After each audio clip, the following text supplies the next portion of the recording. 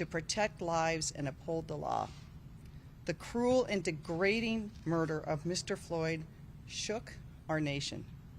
But for too many Black Americans, his murder was just a reflection of their reality. Let there be no question, George Floyd should still be here, and our work for justice is far from done. In the weeks since this trial, in fact, Daunte Wright was stopped and died at the hands of police just miles from where the trial was occurring. True justice demands that we admit, recognize, and work to address the racial systemic inequities that have led to these and too many tragedies. True justice, as the Reverend said, would mean that George Floyd, Breonna Taylor, Eric Garner, and countless others were still with us. We must demand better from our community and across this nation. But the jurors in Minneapolis did render a portion of justice, and for that we're thankful. Our country must acknowledge and work to dismantle the reality of institutional racism and its insidious impacts on all aspects of our society, including policing. Over the past year, we have made systemic changes in Seattle, including new alternatives to policing and historic investments in Black, Indigenous, and communities of color. We know that lasting change comes not just from reimagining the role of police in our communities, but from investing in our communities from the ground up. True public safety starts with investments in high-quality childcare and early learning, and creating a pathway for all children to good-paying jobs and a future where they can be anything they want when they grow up, not if they grow up. We must replace generational trauma and injustice with generational opportunity and justice. This work is critical to creating a future where true community safety is a reality for everyone, and not just a goal or an ideal. Our community has been through a lot of pain and grief in this last year. In the coming days, many community members will peacefully come together to remember the life of Mr. Floyd, express themselves, and experience community with one another, to determine how we continue in our quest for justice. Tonight, our faith leaders and people across this city will be holding a moment of silence and a citywide moment of prayer at 7 p.m. As always, we will do all we can to protect the cherished right to assemble and express First Amendment rights. We'll also maintain public safety, protect people, and protect the safety of every community. I'm now going to hand it over to Chief Diaz and Chief Coggins, who can provide an update on preparations that SPD has to facilitate safe and peaceful gatherings today and in the coming days.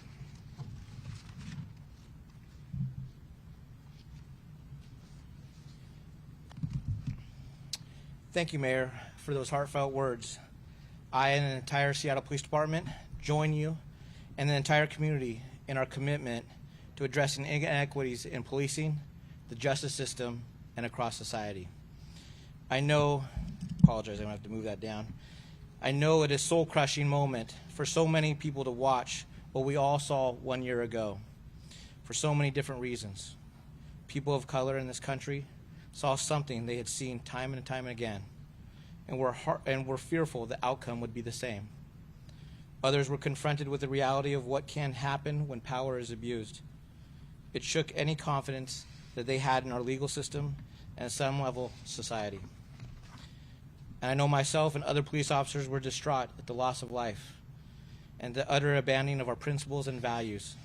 That officers stood there and watched, that kept their help away, and he kept him with his knee on his neck for 9 minutes and 29 seconds. Today's verdict is an indication that change and justice are possible. The Seattle Police Department has made and will continue to make significant changes to how we provide public safety to the people of the city. You have my commitment that we will continue to focus on all we do, affirming the humanity of every member of this community, that we will work together to build an equitable and fair model of public safety that helps our communities thrive. and that we have healthy and expertly trained members of the Seattle Police Department to deliver the service the community needs in a way that we expect them. I understand that many will feel the need to stand in solidarity with each other, with the family of George Floyd, and with the families of all of those who have been killed both in the past few weeks and in the past years. I support you. The SPD supports you. We ask, and I ask, that these gatherings be safe and peaceful. We can acknowledge justice, we can demand justice, and we can do both while respecting the rights and safety of others. We will have officers out, contingencies of officers, just to make sure that our streets are safe, that our community is safe, and we will support any level of First Amendment rights of free speech. If there is acts of violence, we will address those acts of violence. But I ask for peaceful, I ask for calm, and I will turn it over to Chief Coggins.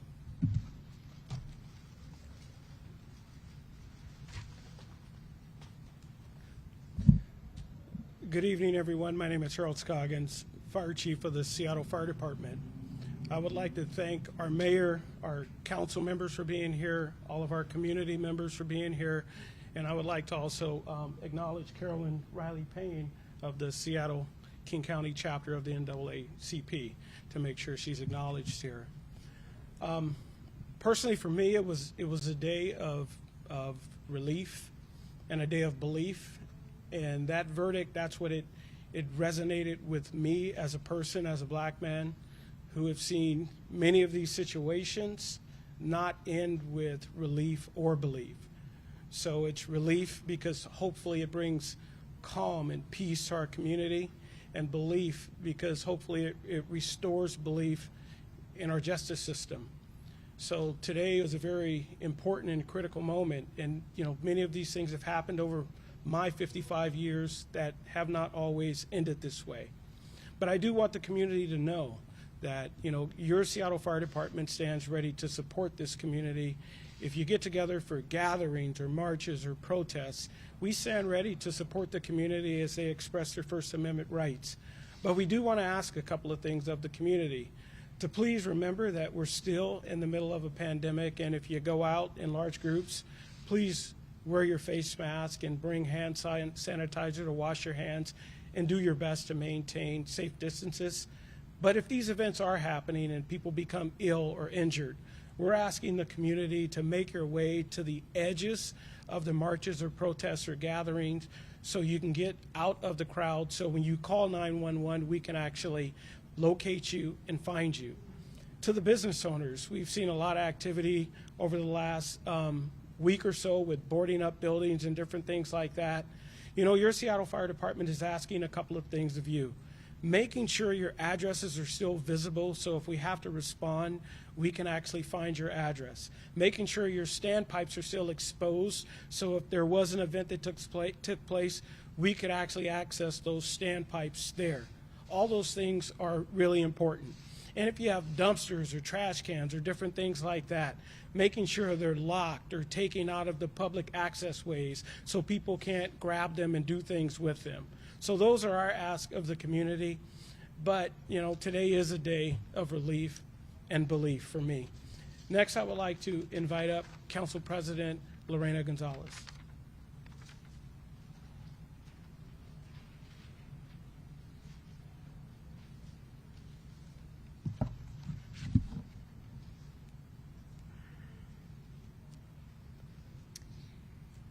Well, good evening, everyone. I want to thank Mayor Durkin for bringing us all together today in this very important, solemn moment. And I also want to just say how humbled and honored I am to be in the presence of so many amazing community leaders here in the Bertha Knight-Landis room this afternoon. It's been a while since we've all been able to gather, and so I just want to appreciate the moment of being able to come together to speak as one city family on the importance of this verdict. Seattle, like the rest of the country, has been anticipating the jury's verdict in the murder trial of George Floyd. For weeks, we have all tuned into the trial seeking to hold former Minneapolis police officer Derek Chauvin accountable for the killing of Mr. Floyd, which sparked a global racial reckoning and this civil rights moment here in Seattle and beyond. The verdict finding former Minneapolis police officer Derek Chauvin guilty of all 3 charges is welcome news, but we know that it will not bring George Floyd back to his family. And we know that far too often police killings of Black, brown, and indigenous members of our communities have resulted in no justice or systemic change at all. Indeed, we live in 2 different Americas, where our access to community safety is unfortunately often determined by our skin color. The status quo of America's criminal legal system too often fails to deliver meaningful justice to Black, indigenous, and people of color communities. The murder of George Floyd is still painful for so many people, regardless of this conviction. And elected officials across the country must remain committed to justice and just systems that meet the needs of, not perpetuate, the inequities of Black Americans in our communities. Justice, of course, is not achieved or lost in a single trial. True justice will only be won when BIPOC individuals are safe from police brutality and the oppressive systems of institutionalized racism that prevent fair and equal access to safety, opportunity, and prosperity. As our community members begin to process and react to this conviction, I urge us all to peacefully demonstrate and to refrain from violence and destruction in our community.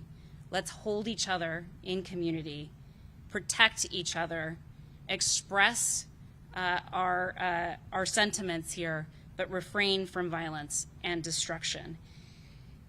And I really, again, hope that folks will peacefully demonstrate if that's what they choose to do. And I appreciate Chief Coggins and Chief Diaz being with us today to explain exactly how they're preparing to make sure to protect people's First Amendment rights. Without further ado, it is my pleasure to hand the podium over to Reverend Harriet Walden, who's been a longtime advocate in our community.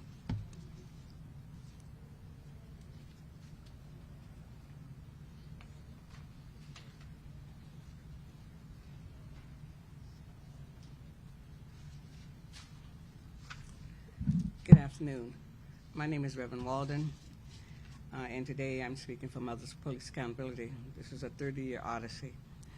30 years ago, Rodney King was beat, and it was the first time a camera was used. And we did not get the justice for Rodney King. And all of the other times that the camera was used, people had the nerves and the courage to photograph police brutality and to put it out in the public so that people can see that. But today is a good day for justice in America. It's a good day for the African American community who carry the collective sorrow in our system, in our body, in our bones. And someone mentioned today, one of the Floyd family members was so gracious today to mention the first one. He mentioned Emmett Till. I was 9 years old when I saw Emmett Till's picture in the Jet magazine. So we're talking about a collective sorrow that we carry. And last week was a hard week for a lot of African Americans and other people, but especially people in the media. And so today, absolutely. I mean, the verdict was a right verdict. It was a righteous verdict. It was a necessary verdict.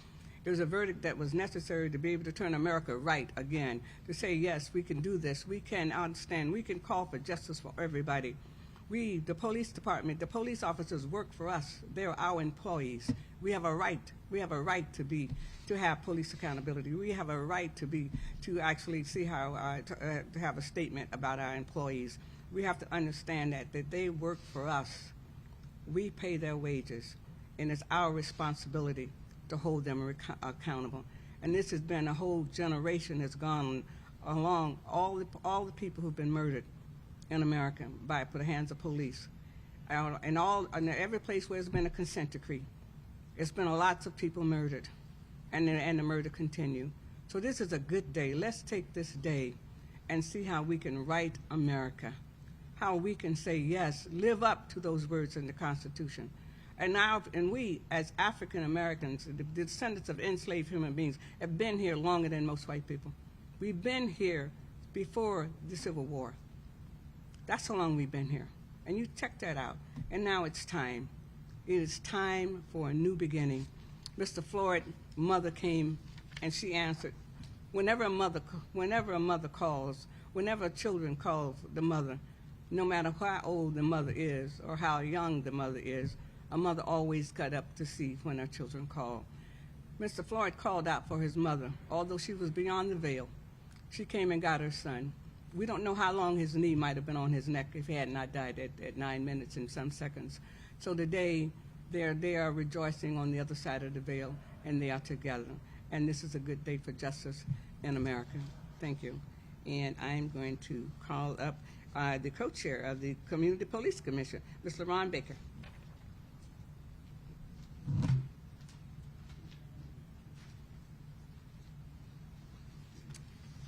Good afternoon, everyone. My name is LaRon Baker, and I'm one of the co-chairs of the Seattle Community Police Commission. And today is not a moment of celebration. It is the best outcome that could have come from a horrible situation and centuries of violent policing of Black and brown bodies and communities. The conviction will not bring George Floyd back, nor will it bring back Seattle community members who've been killed by police violence. What this is, though, is a moment and an opportunity, not just for Minneapolis, but for Seattle and every community across the country, to reassess and scrutinize law enforcement's use of force and how we hold police accountable when they kill community members. It is also the time to center the community's voice in redefining public safety and how we approach public safety and developing policing practices and policies that are consistent with our community's vision regarding public safety. The Community Police Commission looks forward to doing this work in a meaningful way with the City of Seattle and the Seattle Police Department, and we look forward to days of more justice coming out. Thank you. And I will introduce Seattle, King County, Black Lives Matter, Black Lives Matter, Seattle, King County, Deonte Damper. Thank you. Today we watched justice happen. But when we talk about the impacts of our community, we need to continue to make sure that we're talking about accountability. We still are mourning the deaths of Sharnita Lyles, Sean Fuhrer, who was murdered in front of with his baby in his hand with police. We still need accountability in the spaces of our city council members who may invest money into building police departments in the North End, but not invested in the spaces of holding our police accountable. I stand here standing for those community members that are asking for that accountability. And yes, community, please be safe, but don't let this be the thing that stops you from having the conversation with holding your city council representatives accountable, our community members such as myself accountable. And I could keep on going, but my hand's shaking, so I'm gonna stop now. But I do want to thank, I would like to take the time to thank one of my mentors in this space and introduce her to the stage, Ms. Carolyn Riley Payne for Seattle King County NAACP. Thank you.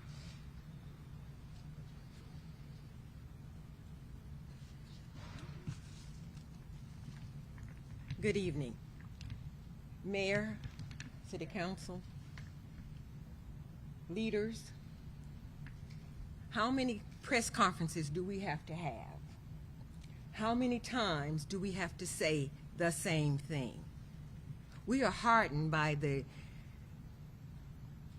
verdict today. Hopefully it's going to bring some peace to the family, some calm to the community. But Seattle, King County, we have a lot and a long way to go.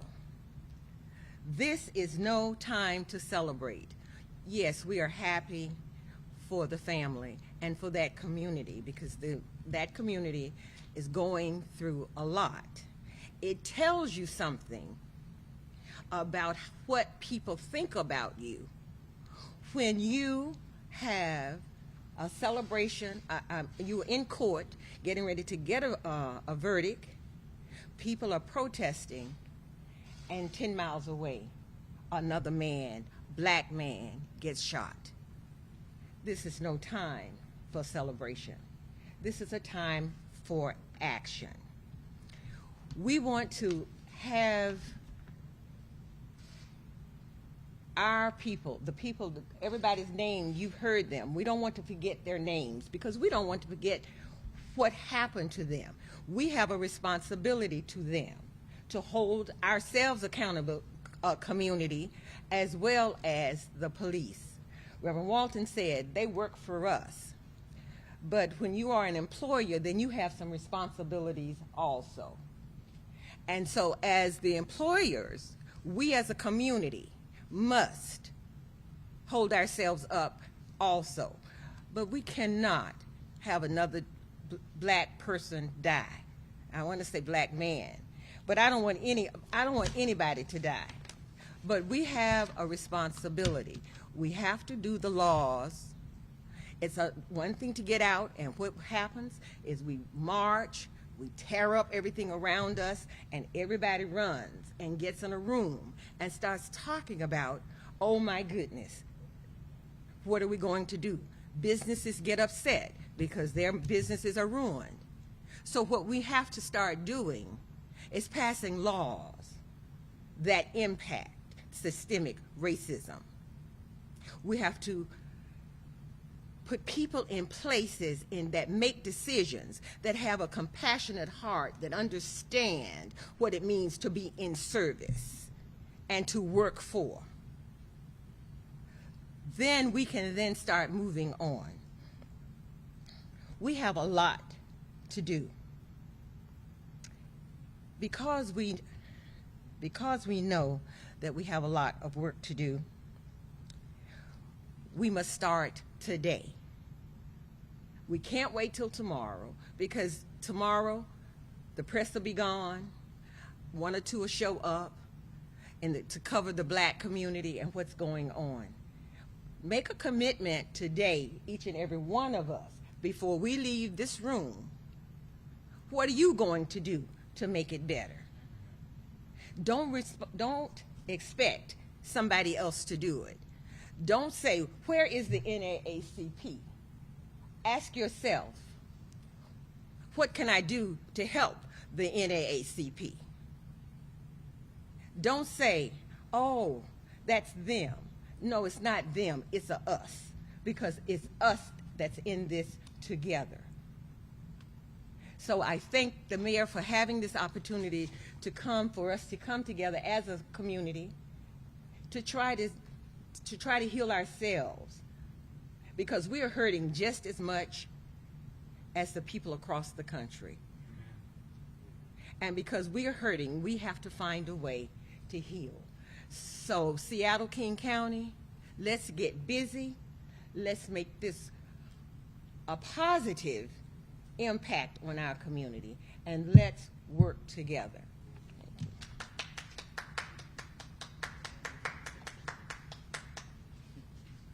Oh, I'm sorry. I was supposed to introduce the mayor, right? We did a little order shift. Oh, it was an order shift. Okay, all right. Thank you so much. I forgot your name.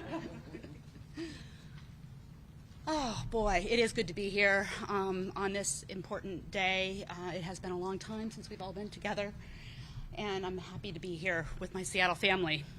It's been a little less than a year since George Floyd's murder was televised around the world. His death raised the consciousness of an entire population to the realities of violence and death faced by black and brown people in this country when they come into contact with law enforcement. Those who watched and protested his murder and the murders of countless other people of color by law enforcement, both before and after, have created a racial reckoning and a civil rights movement of global proportions to ensure that we all see, feel, and insist that Black Lives Matter. George Floyd's murder at the hands of a police officer will, in perpetuity, serve as the flashpoint for a painful, dramatic, and very, very necessary shift in the way that this city and our nation have allowed institutionalized racism to thrive. True justice for George Floyd will not be attained with this verdict. No verdict will restore George Floyd's life. No verdict will heal the feelings of powerlessness in the young people who we all watched courageously do everything that they could do as bystanders to stop the loss of life caused by the adult authority figures right in front of them. No verdict can replace the love Mr. Floyd gave to his family and friends, and no verdict can make up for the countless verdicts that came before when black men and women were killed by police and their killers did not face justice. I call for any demonstrations over the next few weeks to be peaceful and nonviolent in a way that honors both Mr. Floyd's name and the movement's legacy as change agents for the next generation. I call for the police department to not interfere with peaceful protest and adhere to the new Seattle Police Department crowd management policies promulgated by Chief Diaz that include reducing presence when safe and feasible, providing media, legal observers, and protest medics safe avenues to carry out their important roles, de-escalation, communication, and isolating individuals who are taking unlawful actions in otherwise lawful crowds. It's long past time that we address the racial injustice and systemic problems with policing and the legal system. We at this time in this country, we must find a way to channel the demands of protest into policy that builds true community safety. Today's announcement requires us to be steadfast in that commitment. And I just want to say a little bit of what's in my heart right now. Watching the family of George Floyd with all of the grace of their hearts and their loss express their gratitude today really hurt my heart. It hurt my heart because I want this country and I want our city to be a place where you don't have to be grateful for a verdict, but instead you expect to be heard by police when a black man, a black woman, a child says they can't breathe or holds their hands up and shows that they do not have a weapon, or a community member is seeking help in a mental health crisis. That should be the expectation of our city and of our nation, and that is the call for justice today. Thank you. Mayor Durkin.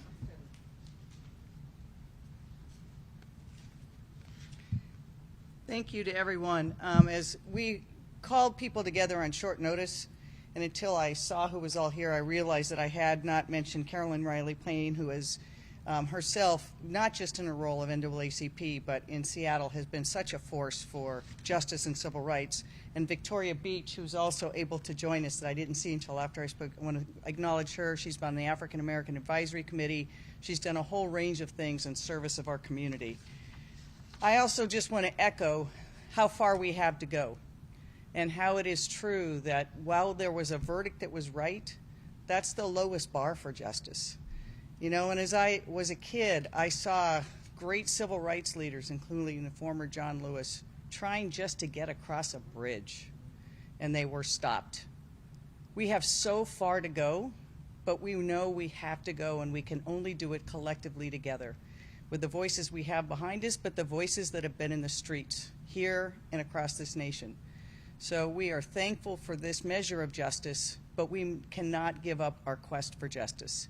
And with that, if anyone has questions for me or any of the other members who have spoken here. Mr. Salisbury. Yeah, I have two questions. The first question, ma'am, was for Chief Diaz. Chief Diaz, as someone who came to the streets almost 1 year ago, when people were horrified by this murder of George Floyd, and who was out there in the Seattle protest, and you know, as a member of the media, as well as the protesters, as well as the residents, as well as the people impacted who lived on Capitol Hill, as well as the hundreds of thousands of people who were impacted through vicarious trauma through watching these streams. We came to the streets in George Floyd's name. Today there's been a verdict in George Floyd. Sir, what can you say? Almost 1 year later, what's Seattle Police Department's commitment? What have you learned from the Seattle protest and this incredible amount of police violence? And not only, like I said, members of the media, protesters, residents, and even vicariously citizens of Seattle, they saw and were impacted by the Seattle Police Department. You know, I think you've hit everything. Everything has been the impact that we've felt from the community. We got to do better. We cannot just stand on what we've done. While we've made some very big inroads over the years and working, with Reverend Walden on a lot of different changes throughout our history, we've got to do more. We've got to meet the expectations of our community. And I feel, I've worked in community. I've been there with a lot of members to try and make sure that we make change internally. I have this opportunity to lead, and I am going to continue to hold our department accountable. I'm going to continue to making sure that we are constantly changing, even just as even how we respond to protests. We've seen a massive change in way how we are actually going to respond and how we're going to deal with it. We need to make sure that we honor people's First Amendment rights. We also have to make sure that I cannot let the city burn as well. And so right now, we are going to continue to make those improvements, and we're going to do better. And I want to make sure that I hold our department accountable to the exact issues that Minneapolis is facing, to the issues that we in Seattle have faced over the years. We have looked at all of our, we want to make sure that we are doing it better so we do not have an officer-involved shooting that takes a life unexpectedly, tragically, and that's what that is what I'm going to strive for. And I know that it might not fix the issues right now, but that is what I'm going to move forward.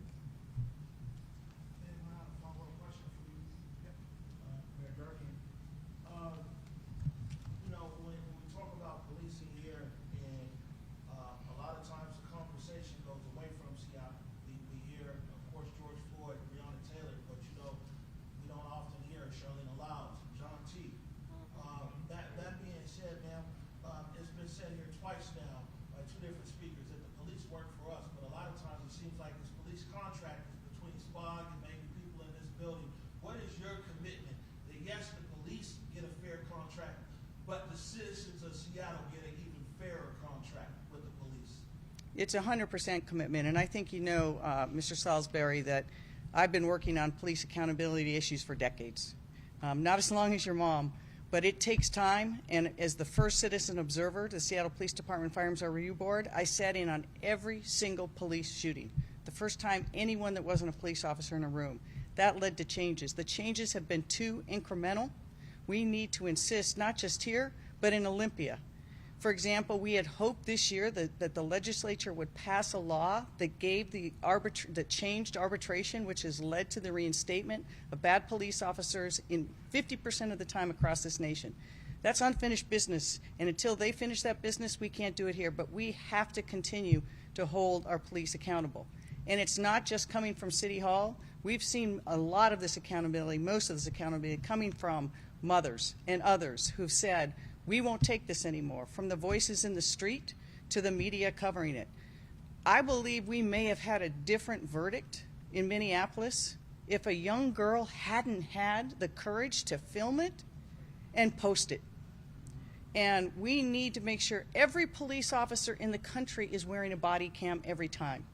We need to make sure that media has access. We need transparency itself will lead to more accountability, but it has to come from every aspect. We are setting the parameters now for the Seattle Police contract. We've heard from community for the first time. The CPC, the OPA, and the OIG will be in the room to help us set those parameters and speak for community. And we hope that we will have a contract that continues to improve on accountability. Thank you.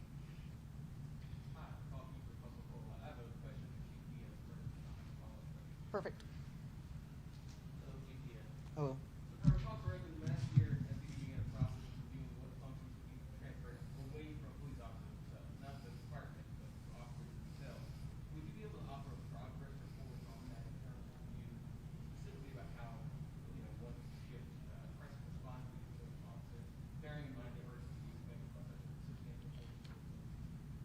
Yeah, I mean, I think honestly there are a couple areas that we've been discussing and working on a variety of issues. Number one, crisis response is obviously at the forefront of it. Our mental health systems are tapped. I mean, it takes 6 months for a child to get mental health services should they need them. So making a quick transition to a community-based organization to be able to do that work is really just, we have to take time and we have to make sure that we do it right. And so as we start to work towards, transitioning some of that work, it might be a little process. It's not going to happen overnight. I think there's already work in the homeless community that has done. We've created some investments and outreach. The city council's done that. The mayor's supported that. And so you've seen less officers being present and being engaged in that work. So I think that there are some areas that are we're constantly changing and evaluating where we can actually get community investments. And there's also partnerships. We've also got to figure out how do we partner and create an ability to respond to even how we address violence when it comes to shootings and youth being shot and killed. And so that's where sometimes a partnership could occur, where we might end up handling the investigative side, the criminal side, but how do we create those investments to ensure that we don't have retaliatory shootings or we don't have other additional violence that might stem from that? And that work is ongoing, an ongoing process. How would you respond to the concerns that were voiced by the CPC today that their input and the input of the public weren't given due consideration in the process of adjusting SPD's crowd management policies? And how might they change? How might public input change? Yeah, we constantly we ask for community input. We've asked for CPC, OIG, OPA, a variety of different other partners to ensure that we have best practices and how we respond to crowd management situations. And there are some things that we can do and some things that sometimes, whether it's legal or sometimes the tactical side of it might not be able to be applied.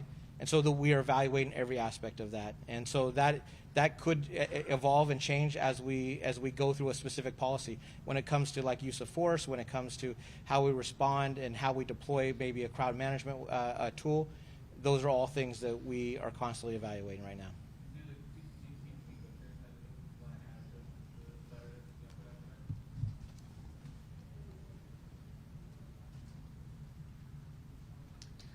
And I was having a little bit of a hard time actually hearing your question, but my understanding is you were asking about the SPD's lack of incorporating all of our recommendations, and you want to know what CPC's position is.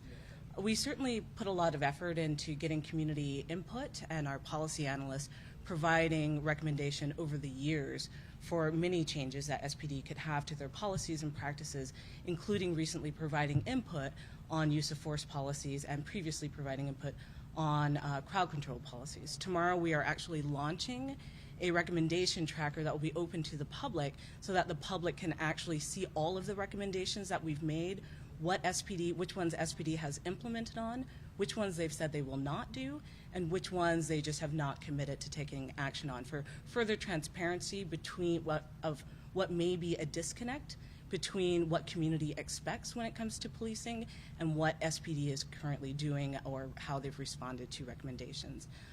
So we are looking forward. The CPC has considerably new leadership. We just brought on a new executive director. We have new co-chairs. We're staffed up in our policy team for the first time in a long time, and so we're looking forward for more robust and thorough discussions with SPD going forward. Thanks.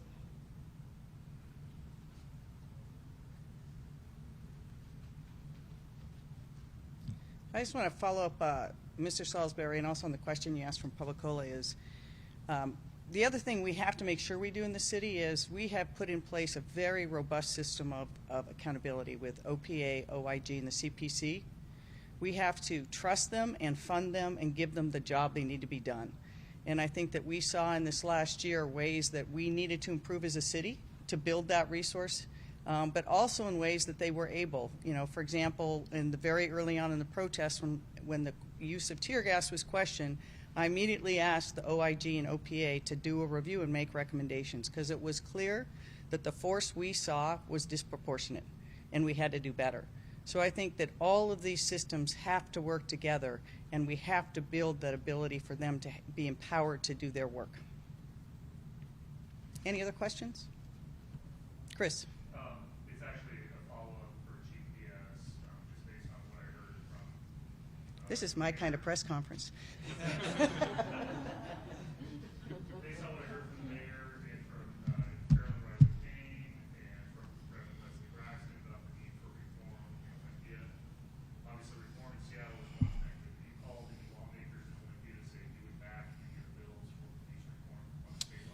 Yeah, actually, many of the proposals in the tactics bill are all things that we're currently already have implemented. Whether it's no-knock warrants, it is chokeholds, neck holds, etc. We've already have changed all of those tactics, and it's all incorporated into our policies. So if they do make some transitions at the state level, much of it is stuff that we're currently already doing. And we do evaluate any, I think our policy in regards to pursuits is actually in alignment with the proposals. So, you know, that is what we're constantly trying to strive for, is just making sure that we see the evolution of policing and where we need to adjust and how do we adjust quickly. So, yes, and then right now we're training on a lot of those policies, you know, updating how we respond in de-escalation and making sure that, you know, we continuously, actually, one of the things that came up because of one of the officer-involved shootings in Minnesota, the use of taser, we constantly train on that. We've trained it actually in the last quarter of 2020. We're training in the next 2 months, and we work through all of those things to ensure that we don't have accidents or any other issues that could occur. And so we need to make sure that our officers have the ability to constantly, continuously train, because many of our skills could be perishable and can be perishable. And so we need to constantly get people up to speed to making sure that we de-escalate every situation.